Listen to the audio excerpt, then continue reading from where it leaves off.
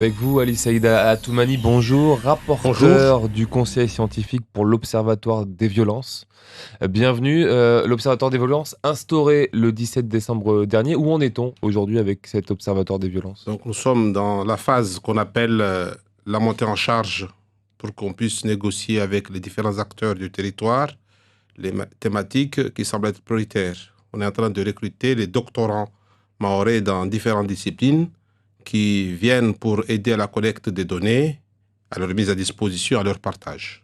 On le sait, le conseil départemental a investi 360 000 euros dans cet observatoire des violences. L'actualité nous y plonge dedans, puisque la semaine a été bouleversante avec d'abord cet assassinat du côté du lycée de Msangadoua, puis cet assassinat en fin de semaine dans les rues de Cavani. Euh, Comment expliquez-vous aujourd'hui le fait qu'on plonge inexorablement dans cette violence à Mayotte et malgré tout, on n'arrive pas à s'en sortir? A priori, face à des meurtres de sang, on n'a pas d'explication. Face à la mort, on n'a que le silence. Et tout ce qu'on peut dire ne peut rien. Quand on annonce la mort, c'est qu'il est déjà quasiment trop tard. Seulement donc le travail et la tâche essentielle de l'Observatoire des violences à Mayotte, c'est d'accompagner, d'aider à donner du sens après coup, après la catastrophe, rendre la vie possible, construire, reconstruire pour que ce qui s'est passé puisse nous apporter des enseignements. Pour ceux, ici à Mayotte, on dit que quand on est face à la mort, ça doit nous porter l'enseignement à nous qui sommes encore en vie. Donc l'Observatoire va avoir comme tâche d'essayer de rendre la vie encore possible face à tels drames. Je pense que beaucoup de personnes sont restées sur l'émotion et n'ont pas pris la mesure de cette catastrophe. Il faut savoir que pour un Maoré, quand le sang touche le sol, la terre, c'est comme si on empoisonnait le territoire. Et ce poison va continuer à ronger le territoire aussi longtemps qu'on n'aura pas nettoyé et qu'on n'aura pas lavé. Et si au moment où je vous parle, il y a encore des personnes dans certains points du territoire qui sont en train de balayer des routes, de montrer une violence, une hargne, il faut bien prendre garde parce que aussi longtemps qu'on n'aura pas lavé ce scandale, pas que celui-là, depuis 3 4 mois, il y a eu d'autres scandales aussi à la Petite Terre. Depuis 2021, c'est vrai. Voilà, aussi longtemps qu'on ne se soit pas arrêté et fait ce qu'il faut faire, malheureusement, il est à craindre que l'engrenage va nous entraîner dans une infinie d'horreurs et de catastrophes. Il n'arrive pas un peu trop tard, cet observatoire des violences, vous le disiez, depuis le début de l'année, on a eu ce triple homicide en Petite Terre, on a désormais là ces assassinats de lycéens. On n'aurait pas dû y penser un peu avant? Il n'est pas prouvé scientifiquement que s'il y avait l'observatoire, qu'il n'y aurait pas eu ces catastrophes. Le rôle du catastrophe n'est pas là pour remplacer les tâches quotidiennes de beaucoup d'acteurs du territoire, de la famille jusqu'aux autorités de l'État, qui ont pour tâche de rendre la vie paisible et harmonieuse dans ce bout de la France. Donc, l'Observatoire peut apporter sa pierre à l'édifice, mais comme on dit vulgairement, ce n'est pas la panacée, ce n'est pas la solution. Et l'Observatoire, il travaille pour le long terme. L'Observatoire, en réalité, il va aider à donner du sens à comprendre. Parce que si on donne du sens, la raison va prendre le pas sur l'émotion et la passion. Mais l'Observatoire, il ne faut pas mentir, non, il va permettre à chacun, dans sa conscience, dans son autonomie, parce que l'Observatoire n'est pas supérieur aux autres, d'ailleurs il est formé. Il faut aussi rappeler que cet observatoire a été à l'initiative par des autorités de l'État. L'accord qui a été signé par le rectorat, monsieur le préfet, le président du département, monsieur le président de l'association des maires. Donc, ce sont ces autorités-là qui agissent et qui ont une charge extrêmement lourde. L'observatoire va juste essayer d'apporter ce qu'on appelle des éclairages, des changements de posture pour aider. Il faut d'abord que quelqu'un puisse faire s'attache pour qu'il puisse avoir de l'aide. Il faut aussi que quelqu'un demande de l'aide aussi pour qu'il puisse être aidé. Mais on n'est pas à contre-courant parce qu'on parle d'observatoire, on nous a parlé également d'assises de la sécurité qui se sont déroulées en fin d'année et pourtant, eh bien, inexorablement, encore une fois, le département, vit en des moments toujours plus violents à Mayotte malgré toutes ces annonces qu'on nous fait, mois après mois depuis quelques années là. Donc, au niveau de l'observatoire, mon cher ami, je peux aussi vous renvoyer la question parce que je considère que les médias jouent aussi un rôle important dans la vie d'une société démocratique ou française comme aujourd'hui. Je pense que l'observatoire, au même titre que d'autres structures, ont un rôle. On veut juste dire que si ces événements arrivent aujourd'hui, il faut qu'on puisse, avec la réflexion, comprendre qu'est-ce qui nous a mené à ça. C'est où la genèse, c'est où les racines de ce qui arrive. C'est où l'itinéraire du sentier du crime qui a conduit donc. Vous avez un début de réponse là-dessus d'ailleurs, à l'heure actuelle là? On n'a pas de réponse. Par contre, la compilation des données qu'on a aujourd'hui nous montre qu'on remonte depuis les années 2000 quand on a assisté à cette première mise à mort par des bandes de jeunes pour des raisons futiles, souvent sans raison. À l'époque déjà, au moment des interrogatoires, quand on demande aux jeunes d'expliquer son geste, il n'y a quasiment pas de parole. Donc le sens de l'observatoire aujourd'hui, c'est d'aider à délier les langues de toute la chaîne pour que les gens comprennent bien que dans la vie, être responsable, c'est déjà mettre des mots sur des actes, sur des gestes. Rendre la vie possible, c'est bien de voir la ligne entre le permis et l'interdit. Il nous semble qu'aujourd'hui, en ayant bafoué tous ces tabous, cette jeunesse, après tant d'autres, nous enfonce dans des lieux dangereux et inconnus. Et bien malin celui qui pourra tout de suite donner l'explication. Donc l'explication qu'on donne aujourd'hui, c'est que nous pensons qu'un territoire comme Mayotte a pu fonctionner pendant des siècles selon certains codes. Et ces codes-là, qu'on soit pour ou qu'on soit contre ce n'est pas là, ont montré une efficacité. Aujourd'hui, qu'est-ce qui est prioritaire? C'est la désescalade. Arrêter la violence, rendre la vie possible. Donc, on peut, face à une telle catastrophe, imaginer des mesures d'abord palliatives pendant qu'on construit de nouvelles solutions. Parce que quand on n'était que 90 000 habitants en 2019, c'est pas la même chose qu'en 2021, quand on est plus de 400 000 habitants sur le territoire. Donc, les choses changent, les structures changent, les mentalités changent, les acteurs aussi changent.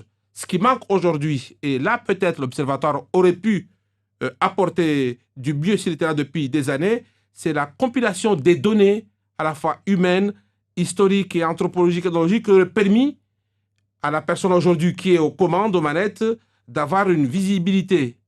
Et nous supposons naïvement que si cette autorité a une visibilité, il pourra peut-être anticiper d'autres catastrophes à venir. À qui la faute de ce qu'on vit, de cette situation qui...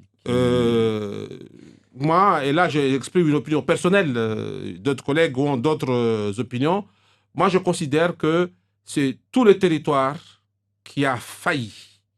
Pourquoi? Un seul indicateur, dès qu'on a des jeunes qui tombent à terre, qui sont morts, ce n'est pas une personne qu'on a perdue, c'est au moins 7 personnes qu'on a perdues.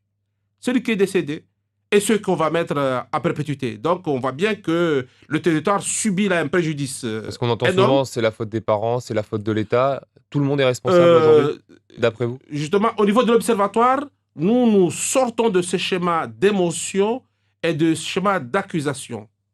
Nous pensons que force doit être donnée à la loi, à la raison et à la réflexion. Et la réflexion, on le fait collectivement, on la partage. On ne fait pas une réflexion toute seule. Donc, qui est coupable, peut-être, moi je pense que ce sera au juge donc, de le dire. Politiquement, qui a raison, qui a tort, les électeurs le diront très bientôt. Et il faut bien voir qu'à la veille d'échéances aussi essentielles que les élections locales ou nationales, un petit territoire comme Mayotte est en ébullition parce que naïvement, au niveau de l'Observatoire, nous pensons que ces meurtres, cette brutalité, ces violences, ces feux de joie, ces exactions que nous voyons, c'est uniquement un symptôme d'un phénomène en profondeur qu'on a du mal à imaginer et qu'il faut rechercher et anticiper. Et si nous ne faisons pas cette anticipation, là, alors nous aurons vraiment failli définitivement parce qu'il y a des sociétés qui ont disparu. Vous disiez, on a perdu des codes qu'on avait et qui permettaient de garder, cette sécurité sur le territoire. On pense au merengue, par exemple, qui permettait Par à exemple, certains d'expier, leurs mots. là, il y a un principe parce qu'il y a différents acteurs. Il y a l'État, Mmh. il y a le département-région, il y a les communes, il y a les familles et l'autre. Premièrement, et c'est ce que nous appelons les mesures palliatives, il faut savoir que Mayotte, indépendamment de ses populations, de ses croyances, est un territoire musulman. Quand on est dans un territoire musulman, il y a des façons de conduire les choses, il y a une façon d'apprendre la vie pour que la vie sociale revienne. Mayotte a aussi fait un choix d'être un département français. Est-ce que du coup, c'est pas Voilà. un effet négatif de cette départementalisation à ce qu'on vit? Les esprits laïcs le diront, mais c'est de la démagogie. Il ne faut pas entrer donc là-dedans parce qu'on confond ce désordre qui est là. Il faut que le débat avec la société dans sa diversité, dans ses multiculturalités. En réalité, quelqu'un comme le commandant Passo, en 1841, dans l'article 7 du traité entre Mayotte et la France, avait indiqué comment il fallait faire que, en cas de trouble, en cas de perturbation, la solution est dans cet article 7. Donc je laisse à vos auditeurs d'aller le chercher. Seulement, ce n'est pas la première fois que Mayotte doit faire face à de tels fléaux. Dans le passé, Mayotte a fait face à des fléaux aussi graves, à des razzias, à de l'esclavage, à plein de choses. Et chaque fois, Mayotte s'est singularisée dans la zone parce qu'elle a pu surmonter ensemble ces fléaux et rendre la vie possible aujourd'hui. Donc, nous pensons que si nous compilons les données, si nous partageons la réflexion avec les acteurs qui le souhaitent, et ce n'est pas une obligation, ça permettra de permettre à des autorités responsables, à des familles responsables ou à des exécuteurs responsables de sortir de ce schéma, c'est la faute à qui, c'est la faute à l'autre, et que chacun apporte sa pierre à un édifice qui est en train de s'écrouler sous nos yeux, et pendant que le territoire s'écroule, on ne va pas accuser, non, on va d'abord, chacun doit démontrer ce qu'il doit faire pour faire cesser le phénomène. Ensuite, on fera le compte. Pourquoi aujourd'hui le village a perdu son pouvoir qu'il avait sur les enfants? Le village a perdu. Certains villages, une majorité des villages de Mayotte. A perdu parce qu'il y a eu beaucoup donc, de changements. Premièrement, il y a un phénomène d'abord physique. Il y a ce que nous appelons donc cette transition démographique. Quand vous avez plus de 70% de la population d'un territoire qui a moins de 20 ans, vous allez avoir affaire à une dynamique démographique qui va provoquer ces soubresauts. Maintenant, il faudrait que les structures éducatives, aussi bien de l'éducation nationale que de l'éducation populaire ou de l'éducation familiale, puissent être adaptées aux besoins. Il y a des besoins qui sont fondamentaux, qui ne sont pas pris en considération. Figurez-vous, vous avez ces jeunes qui sont en train de s'entretuer, qui peuvent vivre en bande pendant plus de 24 heures sans aucun encadrement d'un adulte. Donc, quand vous avez ces phénomènes, et Mayotte n'est pas le premier territoire à connaître ça. À l'époque, dans les années 80, on appelle ça de jungle fever. Donc, cette fièvre meurtrière que vous avez, où il suffit de rien pour embraser un quartier, pour que les gens se mettent à s'entretuer, Mayotte n'est pas le monopole. Ce qui est dommage, c'est que nous ne tirons pas les enseignements de ce qu'a vécu un département voisin comme La Réunion ou comme d'autres territoires. Donc tout le monde aujourd'hui est vraiment aveuglé par un égocentrisme, un égoïsme qui va très loin.